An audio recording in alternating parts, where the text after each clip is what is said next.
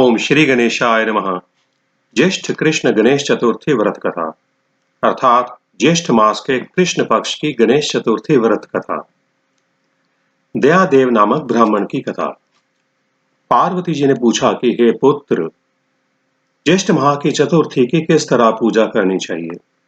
इस माह के गणपति जी का नाम क्या है? आहार में किस चीज का भोजन करना चाहिए? सूक्ष्म रूप में इस विधि को बताइए। गणेश जी ने कहा, हे माते, ज्येष्ठ कृष्ण चतुर्थी सौभाग्य को बढ़ाने वाली तथा पति को देने वाली है। इस दिन मूषक रथ नाम के गणपति जी की पूजा पूर्ण भक्ति के साथ करनी चाहिए। इस दिन घी से बनाया हुआ भोजन जैसे हलवा, पूड़ी, लड्डू इत्यादि गणेश जी को समर्पित करें। ब्राह्मण को भोजन कराकर फिर खुद भोजन करें। हे पार्वती माता जी, मैं इस संबंध में एक पूर्वकालीन इतिहास बता रहा हूं। गणपति व्रत और उनकी पूजा की विधि जैसे ही पुराण में बताई गई है उसे सुने। सतयुग में एक पृथु नाम के राजा हुए जिन्होंने 100 यज्ञ किए। उनके राज्य के भीतर दयादेव नाम के ब्राह्मण रहते थे। वेदों में पूर्ण विद्वान उनके 4 पुत्र थे। पिता ने अपने चारों पुत्रों का विवाह वैदिक रीति से कर दिया। उनकी 4 बहुओं में बड़ी बहू ने अपनी सास से कहा, हे सासू जी, मैं छोटेपन से ही संकटनाशक चतुर्थी का व्रत करती आई हूँ। मैंने अपने पिता के घर में भी इस मंगलदायक व्रत को किया है। इसलिए हे कल्याणी, आप मुझे यहाँ व्रत करने की आज्ञा देने की कृपा करें। बहू की बात सुनकर उसके ससुर ने कहा, हे बहू, तुम सब बहू में बड़ी और श्रेष्ठ हो। तुम्हें किसी भी तरह की कोई असुविधा नहीं है और ना ही तुम भिखारिन हो। अतः तुम व्रत करना क्यों चाहती हो? अभी तुम्हारा समय खाने पीने का है। ये गणपति जी कौन है? फिर तुम्हें इसकी आवश्यकता ही क्या है? थोड़े समय पश्चात बड़ी बहू गर्भवती हो गई। 10 माह बाद उसने एक सुंदर बालक को जन्म दिया। उसकी सास बार बार बहू को व्रत करने के लिए मना करने लगी और व्रत को छोड़ने के लिए लाचार करने लगी। व्रत के छूट जाने के कारण गणेश जी रुष्ट हो गए और उसके पुत्र के विवाह के समय में वर वधु के फेरों के समय उसके पुत्र का अपहरण कर लिया। इस अनहोनी घटना से मंडप में हलचल मच गई। सब लोग दुखी होकर कहने लगे, लड़का कहाँ चला गया? बरातियों द्वारा ऐसी खबर मिलने पर उसकी माता अपने ससुर दयादेव से रोकर कहने लगी, हे ससुर जी, आपने मेरा गणेश चतुर्थी का व्रत छुड़वा दिया है, जिससे मेरा पुत्र गायब हो गया है। पुत्र वधु के मुंह से यह सुनकर दयादेव नाम का ब्राह्मण अत्यंत दुखी हुआ। अपने स्वामी के लिए दुखित पुत्र वधु प्रति माह संकटनाशक गणेश चतुर्थी का उपवास करने लगी।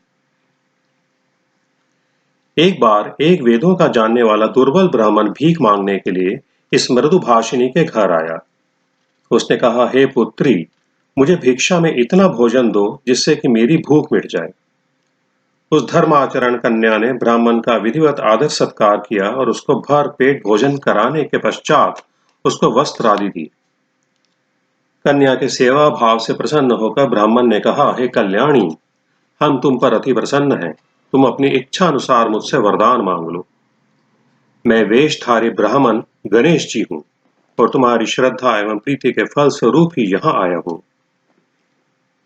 ब्राह्मण की यह बात सुनकर कन्या हाथ जोड़कर कहने लगी, हे विघ्न विनायक, यदि आप मुझ पर प्रसन्न हैं तो मुझे मेरे स्वामी के दर्शन करा दीजिए।